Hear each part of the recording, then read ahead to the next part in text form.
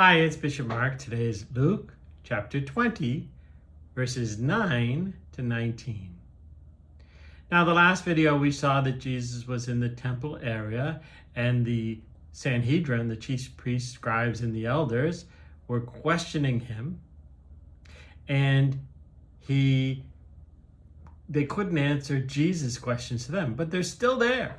They're sitting there now, and Jesus is done with that discussion, and he goes back to preaching. But when he's preaching, he's very aware that they're listening in, and he starts to talk about them, but through a parable. It's very intense, this situation. I mean, this is a life and death situation. They want to kill Jesus. They're getting angrier and angrier and frustrated, but the people would prevent that because Jesus was in the open. You know, when they finally arrest him, it's not in front of people, it's in front of the apostles. They cannot arrest him in front of the people unless he blasphemes directly, unless he disrespects God directly. So they're still there, but he tells a parable, and they're in the parable. So this is high drama here in the temple area, the holiest place in the world for the Jews. Okay. Then he proceeded to tell the people this parable.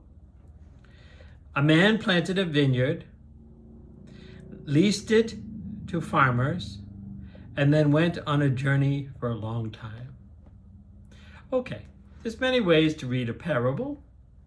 And you can just read it about, okay, here's a story, and the whole thing's going to tell a lesson. But how they heard that was very different than how you might have just heard it.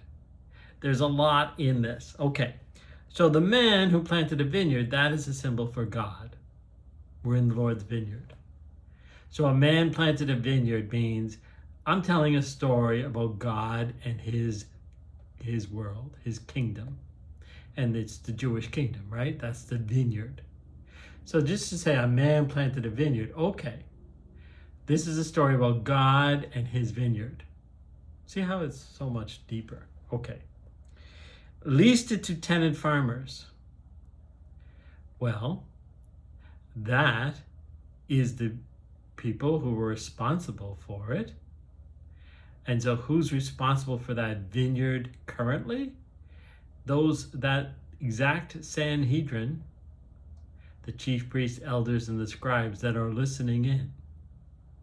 He leased it to them. So he leased it to tenant farmers. So people who were responsible for the vineyard and then went on a journey for a long time. So this is a symbol in Jesus' parable of God's patience, right?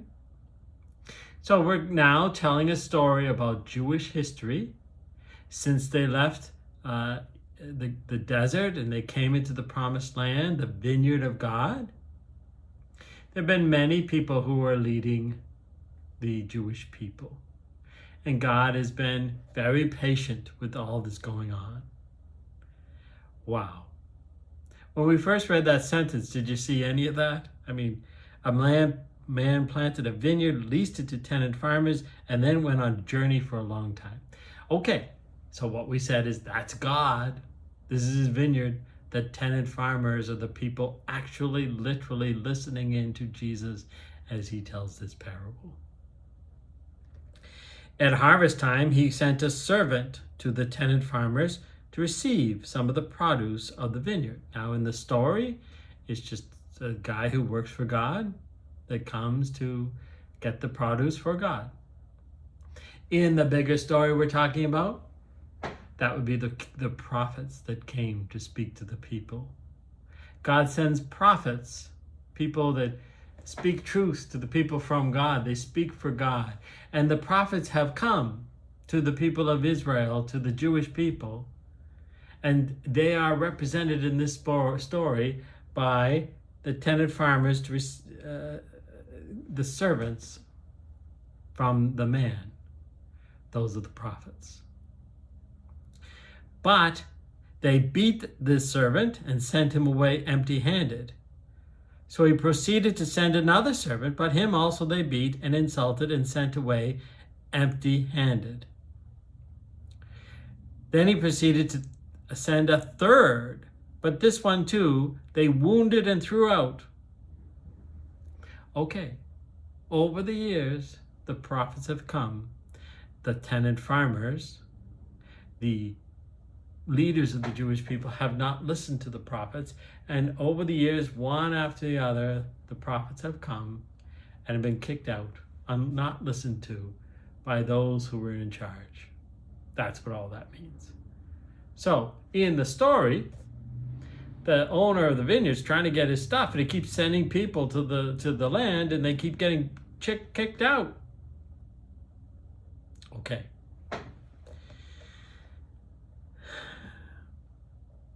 The owner of the vineyard said, "What shall I do? I shall send my beloved son. Maybe they will respect him." Okay.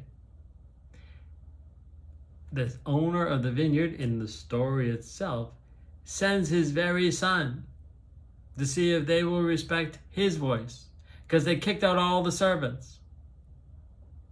In the bigger story that Jesus is telling with the chief priests and the listening in, God is sending his son to the vineyard. Jesus is the son. So this is Jesus identifying himself as the Son of God, the Messiah. And he's saying he is more than the prophets. He is more than the servants. He is the Son. It's a greater thing that they have in front of him. So, can you imagine the chief priests and the scribes listening in, taking their notes, and like, is he really saying this? Is he saying this?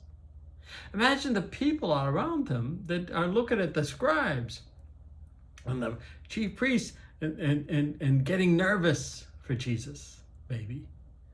Imagine Jesus just calmly preaching this story, unafraid. So Jesus said, the farmer finally sent his son.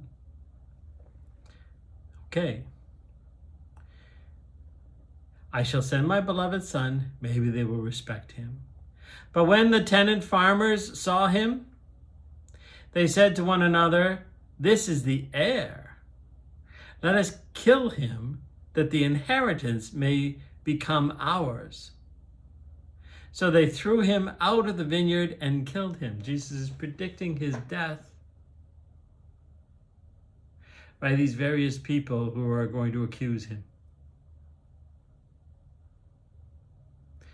So, do the people understand that line? Do the chief priests understand that line?